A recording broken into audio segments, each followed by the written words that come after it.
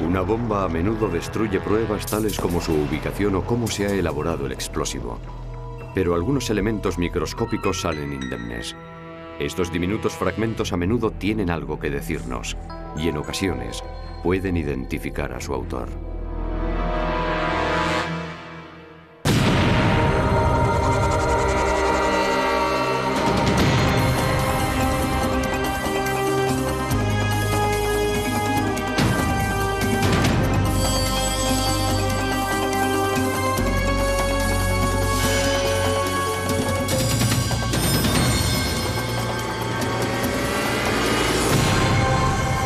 Crímenes imperfectos.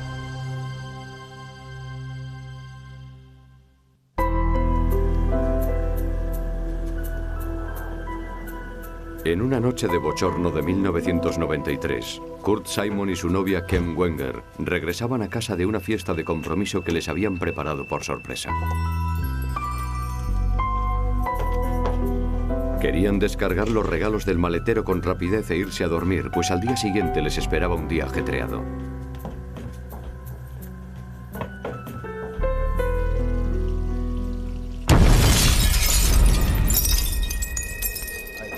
Sentí la onda expansiva producida por ese artefacto. Miré hacia abajo y vi las piernas de una persona. De repente me di cuenta de que eran las de Ken. Y sí, obviamente estaba muerta. Empezaron a acudir todos los vecinos y yo empecé a gritarles: llamen a una ambulancia. Los investigadores encontraron esquirlas de metal en la mano izquierda de Ken. Una prueba de que la bomba había sido detonada con un sensor de movimiento.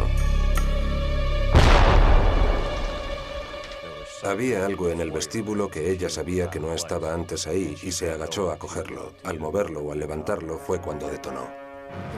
Era evidente que se trataba de un artefacto casero por los fragmentos dejados. Además, la bomba estaba cargada de metralla. Encontraron bolas de metal que más tarde determinaron que se trataba de perdigones. Los investigadores encontraron una cavidad en el suelo de la entrada de unos 30 centímetros de diámetro y de profundidad. Los fragmentos de metralla estaban incrustados en las paredes y el techo. Los restos de metralla habían alcanzado incluso la calle, además de impactar por toda la casa. La explosión afectó sobre todo a la cocina, que se encontraba justo enfrente del vestíbulo. En el sótano, los investigadores encontraron cables, dinamita y detonadores, prueba de que la bomba había sido elaborada en la misma casa. El asesino obviamente dejó todo el material ahí pensando que la casa podría quedar destruida entera y que nadie encontraría las pistas. Nadie le vio entrar o salir de la casa. En la cocina encontraron el envoltorio de las pilas que fueron utilizadas en la detonación. Pero lo más importante, un par de guantes. Las hipótesis giraban en torno a que la fabricación de la bomba habría finalizado en la casa, que la persona habría arrojado el envoltorio de las pilas y los guantes a la basura antes de marcharse. Era evidente que el asesino era alguien que tenía acceso a la casa. Kurt Simon pudo haber colocado el artefacto en el vestíbulo antes de que Kem entrara. Al entrar primero en la casa pudo haber sacado algo de un maletín, depositarlo en el suelo y salir de nuevo. Pudo ser así. Les dije: un momento, un momento. ¿Me están insinuando que tengo que ver algo en esto? Kurt no pudo aportar información alguna acerca del atentado porque declaró que no había visto nada sospechoso. Lo siguiente que recuerdo es que me agarraron dos agentes de policía. Me esposaron, me sacaron al portal de mi casa y tuve que pasar delante de toda esa gente que se agolpaba junto al coche patrulla. Kurt tenía sus propias sospechas acerca de quién podría haber asesinado a su prometida. Su dedo acusador apuntó a la madre de Kem, Cricket. Si cogiéramos todo el mal del mundo y lo concentráramos en alguien, esa sería Cricket Lewis. Era una mujer depravada, mala y egoísta hasta la saciedad. Que si puedo afirmar que Cricket tenía la capacidad y la malicia para cometer algo de este calibre, por supuesto, no cabe duda. Espero que no me censuren por decir esto, pero Cricket no se ganaba el pan con el sudor de su frente. Sí, vale, tenía un bar, pero creo que lo compró con el dinero de la herencia de una anciana a la que estuvo cuidando. Y que, por supuesto, murió cuando aún seguía con ella. Los investigadores disponían de sospechosos. Lo que necesitaban ahora eran pruebas fehacientes.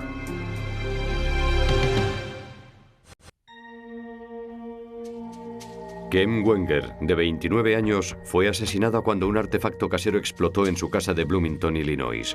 Kem estaba divorciada, tenía 2 hijos, trabajaba de peluquera y ocasionalmente como asistenta doméstica. Fue un acto abominable, pues ella era una persona honrada, que no había hecho nada que le mereciera este final. Asesinada de una manera tan vil. Era la clase de chica que se sentaba en casa con una bolsa de palomitas y un refresco para ver una película de miedo. Era lo que hacía los sábados por la noche, le encantaba. Era muy divertida y sí, la echo de menos. En el momento de su muerte, Kem se había comprometido con Kurt Simon, un ministro presbiteriano que era ahora el sospechoso de su asesinato. Ya el hecho de pensar que alguien quisiera acabar con su vida es algo que me sobrepasa. El otro sospechoso de su asesinato era su propia madre, Cricket Lewis. Kem mantenía una relación tensa con su progenitora. Apenas se hablaban. Además, los testigos afirmaron que Cricket se comportó extrañamente en el funeral de su hija. Todo el mundo lloraba y sentía la pérdida de Kem. Básicamente, apenas podían hacer otra cosa, ya que todos estaban profundamente afligidos. Cricket, en cambio, no paraba de lamentarse de que Kem dejara que su seguro de vida caducara y que por tanto nadie recibiera dinero alguno. No se le puede juzgar a nadie por sus reacciones en un funeral. Simplemente la gente exterioriza su dolor de maneras diferentes. Hay quien puede echar una risita en un funeral y quien no para de llorar. Al igual que Kurt Simon, Cricket Lewis negó cualquier implicación en el asesinato de su hija. Cuando se recuperaron todos los fragmentos de la bomba, los investigadores encontraron unas características distintivas. La carga explosiva venía envuelta en bolas de metal, o sea, perdigones, que aumentaban su poder destructivo. Cuando una bomba explota, la onda expansiva viaja a una gran velocidad. Cientos de trozos de metal, en este caso de metralla, se incrustan en la víctima deseada. La prueba de cromatografía de gases reveló que se habían utilizado 2 tipos diferentes de pólvora. No citaremos sus componentes específicos, pero sí diremos que pudo haber un motivo para tal mezcla. Era para provocar una explosión más potente. La gran potencia del artefacto indicaba que el novio de Kem, Kurt, pudo haber sido también el otro objetivo. Esta bomba tenía la potencia suficiente para matar a varias personas. Doy por supuesto que Kem era el posible objetivo, pero a su vez creo que de haber estado dentro de la casa y de haber muerto yo también, el asesino lo hubiera considerado un premio añadido. Los investigadores no pensaban que Kurt supiera fabricar una bomba ni que se atreviera a manipular un sensor de movimiento de un artefacto de tal potencia. En uno de los extremos cilíndricos habían practicado 2 agujeros, algo único. Cuando estuve examinando esta prueba, solo encontré en nuestra base de datos un puñado de artefactos caseros similares, de un total de 20.000. Eso le hacía peculiar. No creo que Kurt Simon fabricara una bomba a costa de arriesgar su vida. Por la misma razón, la madre de Kem, Cricket, también fue descartada como sospechosa. No creíamos que tuviera la destreza y la inteligencia para fabricar un artefacto así. Bastante tenía ya con sus problemas personales. Por lógica, el siguiente sospechoso era el exmarido de Kem, Paul. Vivía solo 3 kilómetros de distancia y conocía los horarios de Kem porque compartían la custodia de su hija. Cuando se trata de divorciados, siempre tratamos de averiguar cuál puede ser el móvil, qué es lo que motiva a uno a perjudicar al otro. Hay que conocer los antecedentes. Tuvieron sus pequeñas disputas respecto a la custodia y él le pasaba una pequeña ayuda económica a Kem. Por tanto, esta sería una razón más que suficiente. Paul declaró que estuvo en compañía de sus amigos y de su hija todo el fin de semana. Además, ellos podrían corroborar su coartada. Luego los investigadores se enteraron de que uno de los ex compañeros de trabajo de Kem, Phil Hartman, podía tener un motivo. Kem había denunciado a Hartman por acoso sexual, alegando que este continuó acosándola incluso después de que su jefe le ordenara que parara con sus insinuaciones. Hartman fue despedido y prometió que la cosa no quedaría así. Hizo declaraciones tales como "te vas a enterar, me vengaré de ti", cosas por el estilo. Se convirtió en una persona que centró todo nuestro interés. Pero Harman se encontraba en otro estado cuando Kem fue asesinada y tenía una coartada consistente. Él estaba trabajando en el momento de la explosión. Disponía de varios testigos, de varias personas que podían atestiguar que él no estuvo allí en el lugar del crimen. Estuvo residiendo en el mismo estado varios meses. Los investigadores estaban perplejos. Se dieron cuenta de que tenían que ser más metódicos si querían averiguar quién deseaba la muerte de Ken Wenger y Kurt Simon. Yo lo definiría como uno de los crímenes más fríos y calculados de todos los que he tenido que investigar.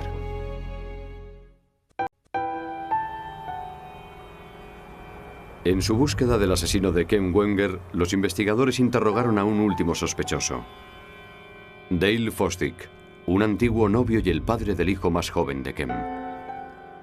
La relación entre Dale y Kem parecía ser tensa, rozando la acritud. Tuvieron una disputa acerca del régimen de visitas y de la pensión económica. Los amigos de ella dijeron que Fosdick nunca se comportó como un padre responsable. A menudo no le pasaba la pensión económica del niño y cuando lo hacía generalmente era tarde. Era desquiciante. Hubo una época en la que ella no conseguía dar con él. La ignoraba, no quería, no respondía a sus llamadas telefónicas. Kurt Simon se ofreció a adoptar al niño con el objetivo de que tuviera un entorno familiar estable. Si él consideraba criar a su hijo algo realmente oneroso, si rechazaba hacerse cargo de él, si no quería formar parte de su vida, para eso estaba yo. Me encargaría yo, lo haría de muy buena gana, con toda la felicidad del mundo. Los investigadores se enteraron de que esto puso furioso a Fosdick. Dale empezaba a dejar de formar parte de la vida de Kimberly Wenger. Tuvo que ver o quizás imaginar cómo ella disfrutaba de un nuevo amor mientras él era ignorado y encima estaba llevando una vida solitaria en su pequeño apartamento del lado oeste de Bloomington. También era sospechoso que Fosdick trabajara como operario en una cercana planta de producción de excavadoras. Estaba claro que estaba familiarizado con la mecánica. Tenía conocimientos de electricidad, era aficionado al aeromodelismo, creaba maquetas de aviones desde cero, incluido el motor. Pertrechados de una orden judicial, los investigadores registraron la casa de Fosdick. En el sótano encontraron todos los componentes necesarios para hacer un avión a escala. O quizás una bomba. Toda clase de componentes eléctricos, microconectores, pilas, tenazas para pelar o cortar cables, juegos de llaves, destornilladores, todo lo que uno pueda imaginarse. En la cocina, Fosdick hizo alarde de lo que parecía ser un reto. Había dispuesto una serie de herramientas encima de la mesa de la cocina y al lado un periódico con la esquela de Ken Wenger. En mi opinión, nos estaba mandando un mensaje elocuente. Vale, fui yo. A ver cómo lo demostráis. Los investigadores se llevaron las herramientas de la cocina para analizarlas. También examinaron los recibos de sus compras realizadas con tarjeta de crédito durante los últimos 6 meses. Y uno de ellos les llamó la atención. Dale Fosdick había comprado varios paquetes de perdigones a principios de febrero y también en marzo, lo cual era significativo porque era la misma munición que se había utilizado en la fabricación de la bomba.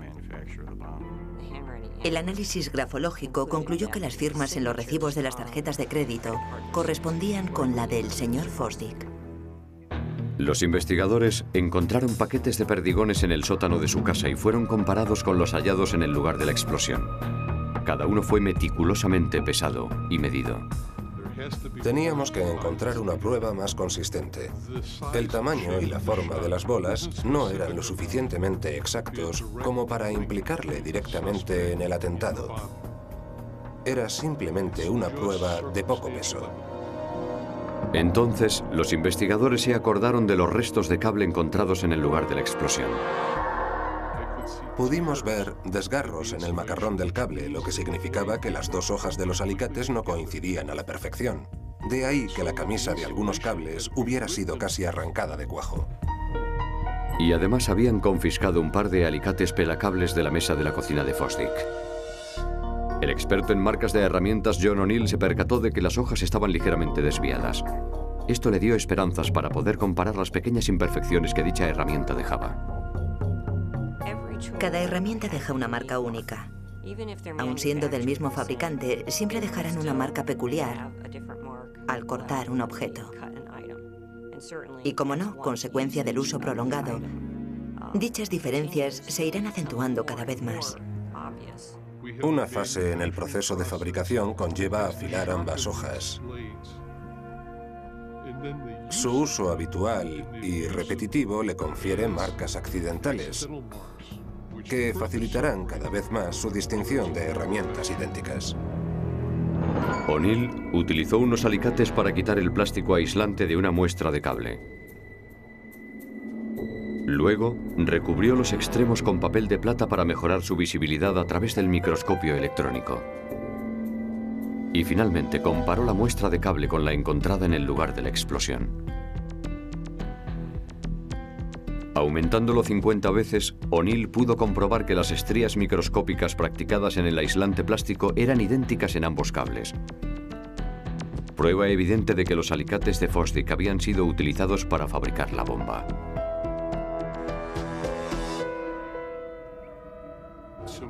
Estos resultados me permitieron afirmar categóricamente que esta herramienta, es decir, quien la manejó,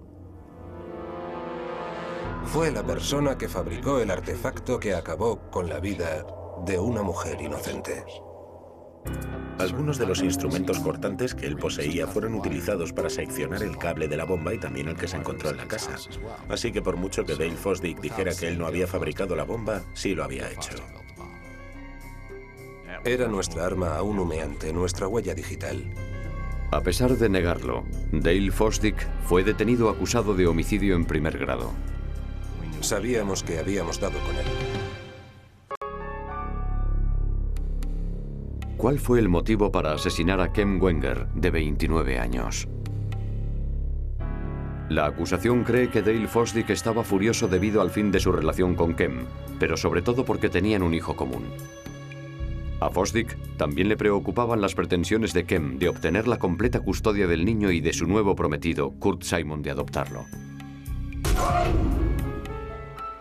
Las pruebas demostraron que Fosdick fabricó una bomba casera de extraordinaria potencia y que tomó todas las precauciones posibles para que no le descubrieran.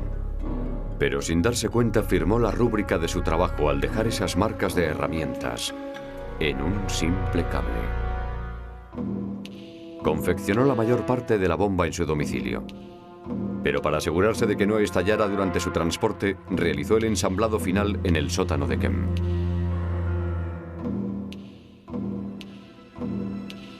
Con cuidado, depositó la bomba en el suelo de la entrada, cerca de la mesa donde acostumbraba a dejar el dinero de la pensión de su hijo.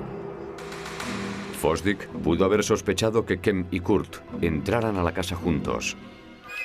O quizás no le importara acabar con cualquiera de los dos. Kurt, al parecer, pasó justo al lado del artefacto sin percatarse de él. Pero algo de la bolsa tuvo que haberle llamado la atención a Kem.